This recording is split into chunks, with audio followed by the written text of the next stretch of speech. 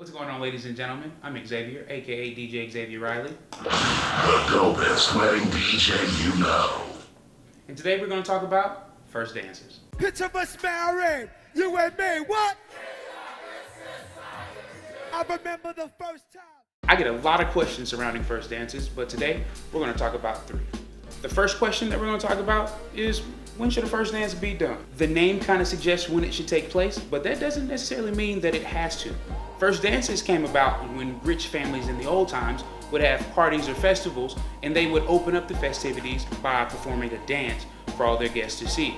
Well, most families in modern times, the only time they would have a big festival was when weddings were to take place. So that culture kind of crept into play to what it is today, the first dance. But again, it doesn't necessarily have to be the first thing that you do at your reception, but it should typically be the thing that opens up the dance floor.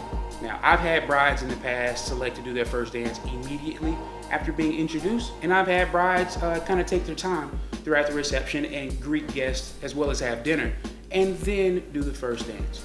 But it's important to know that it's your wedding. You decide when you want to do your first dance. The next question that we're going to address is, how long should it be?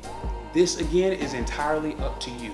Typically the first dance is about 1 to 2 minutes long, or if we were looking at it from a musical format, it could be the first verse, the chorus, the first verse, and maybe the chorus again, and maybe in the first dance before we get to the bridge, or sometime after the bridge if you're comfortable with dancing.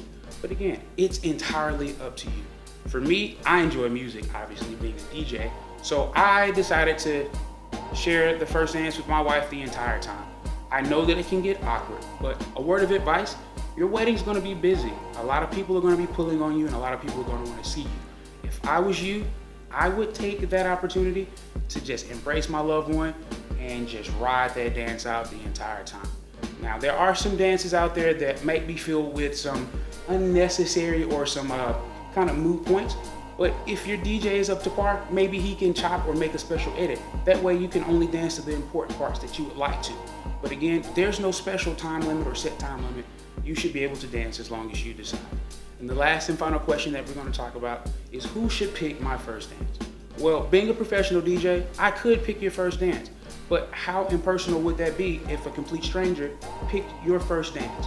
Your first dance should represent everything that your love story has been about. That song should tell everybody that's at your wedding how much love you guys have for one another.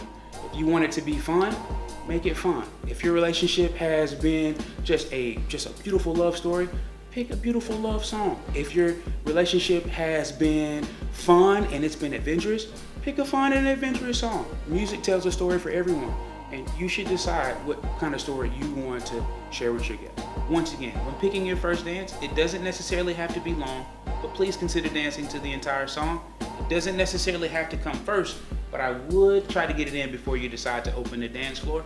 And most importantly, you should be the one who picks it. There's no one who knows your love story like you do. I'm DJ Xavier Riley. Thank you guys for tuning into the reception, and I'll see you next time. Picture us married, you and me, what? I remember the first